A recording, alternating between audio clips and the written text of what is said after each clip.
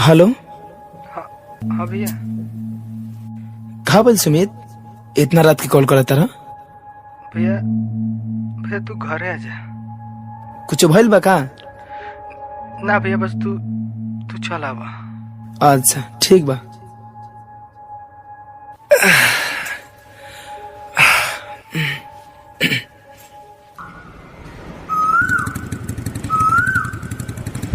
अरे अरे अरे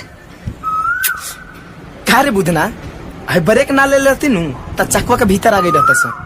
है कुकरन खानी दौड़त कहां से आवत रे से? अरे भैया तारा के देख के नु खुशी जाही ना कर पानी। ठीक बा, बाकी और सब सुनाबा। काल बा बुधन? हमार ठीक बा भैया, अपन बतावा कैसन बड़ा? अरे हमरो ठीक बा। अब तोहार काल बा रे डमोड़िया, तू अपन हाल खबर सुनाओ। ठीक बा भैया, हमहू ठीक बानी। अच्छा ही बताओ सन, हमरा घरे कुछ भइल बा का? यार सुमित कल रात के फोन कर ले रहलस, अजीब ढंग से हमरा से बतवेलस। ना ऐसन कोनो बात नहीं है भैया, सब ठीक बा। अरे डमरू, अरे कहाँ भागल जाता रे? अरे एकरा का भइल यार? अरे ही काहे भागिल? पता नहीं करे का हो गल। बाकी छोरा चलो घरे चल के देख लिया जाओ। अच्छा ठीक बा, चल बैठ।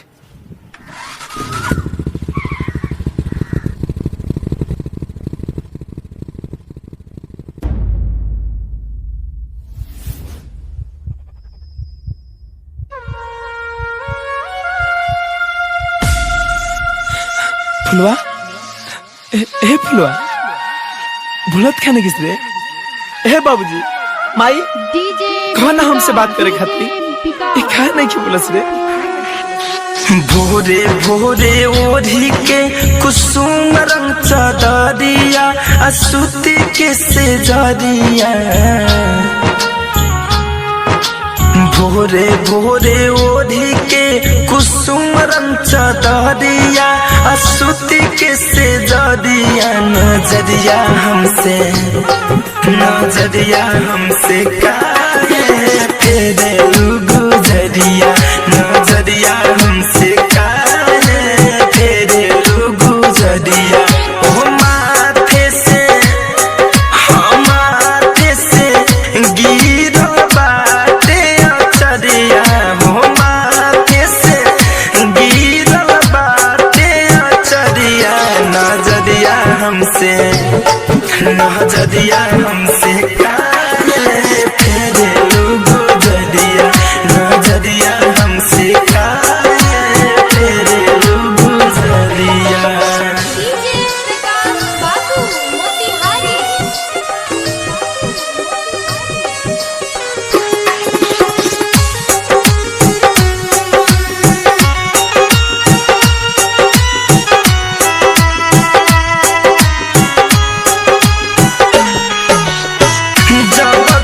देखो हमके रोज मुस्कालू, दांत से अंगूरी चबालू। आज काहे ससुर भसुर खारे बारे तब के करो से नाही लजालू।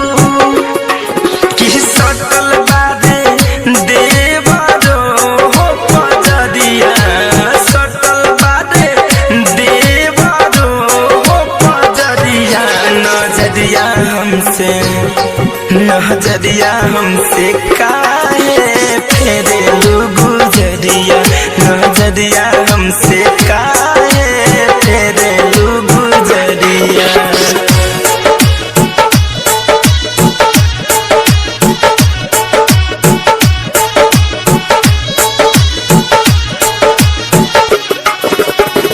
नेके बेटी ताक दे तू सुनो ये धनिया, काहे ऐसन करेलू मजाक हो।